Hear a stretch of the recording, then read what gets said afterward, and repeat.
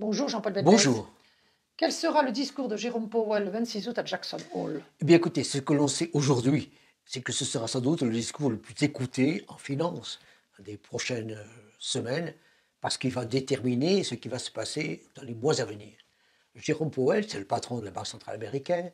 Il va d'abord commencer à faire l'analyse de la situation économique américaine telle qu'il la voit, et ensuite esquisser les choix que pourrait faire la Banque centrale américaine pour les mois à venir, sinon au-delà. Il va donc commencer par dire ce qui se passe, selon lui, aux États-Unis en termes de croissance, en termes d'emploi et en termes de prix. En termes de croissance, il va dire l'activité économique est assez bonne. Nous avons aujourd'hui un PIB qui dépasse celui de l'avant-crise, celui de l'avant-pandémie.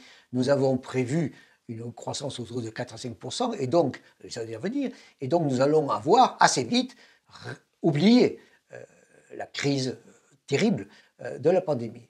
Deuxièmement, il va dire il y a sur l'emploi des améliorations et des problèmes.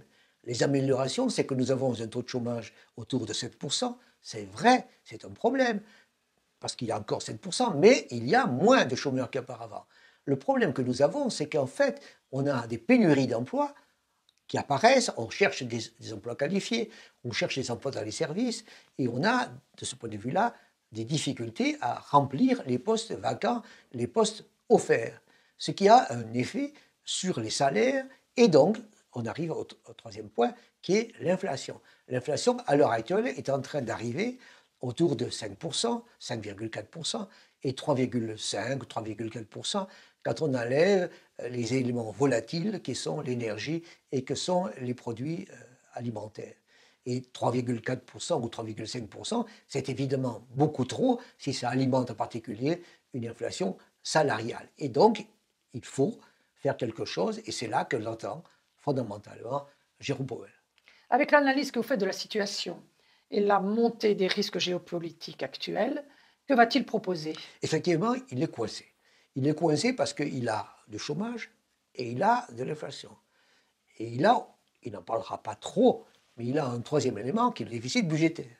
Le déficit budgétaire américain représente à l'heure actuelle 15,4% du PIB, ce qui est énorme. Et donc s'il dit « je vais agir pour, d'une certaine manière, calmer l'activité économique pour calmer l'inflation », il aura un problème sur le déficit budgétaire.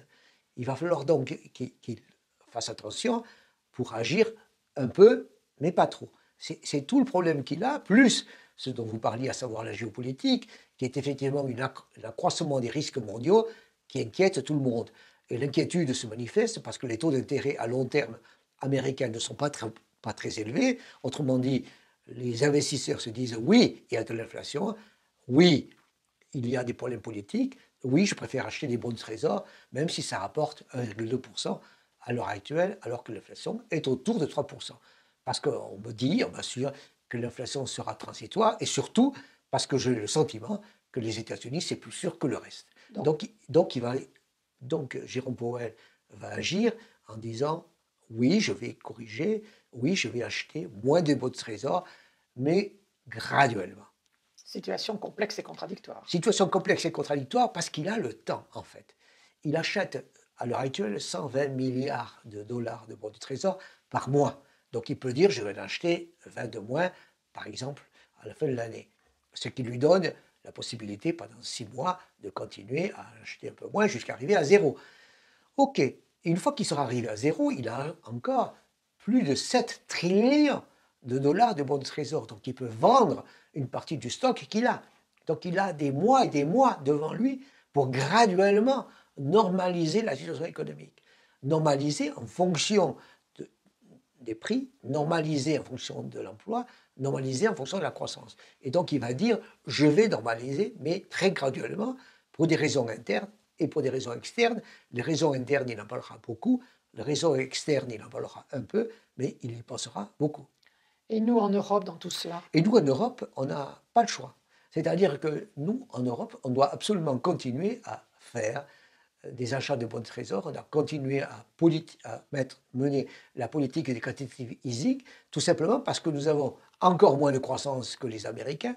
On a de l'ordre de 2% de croissance. La reprise économique est difficile en zone euro, notamment dans les pays du Sud où il y a des difficultés considérables, en particulier en lien avec la crise du tourisme. Donc on a devant nous des mois et des mois à continuer la politique éducative physique, même si ça ne plaît pas à tout le monde, pour ne pas nommer l'Allemagne.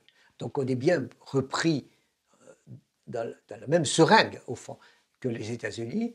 Nous devons, nous, continuer à mener la même politique américaine, la même politique que les Américains, parce que nous avons, au fond, moins de choix qu'eux, moins de possibilités qu'eux, mais plus de problèmes qu'eux. Et dans une situation géopolitique de plus en plus difficile. Tout à fait. Merci Jean-Paul Bedbez. Bonjour, bienvenue sur la chaîne Bedbez, où chaque jeudi, en quelques minutes, je vous parle de mes sentiments sur la situation économique, sociale en France et ailleurs. Et je vous invite à vous abonner, je vous invite à liker, je vous invite à en parler, je vous invite à faire des commentaires. Donc, je vous invite. Merci.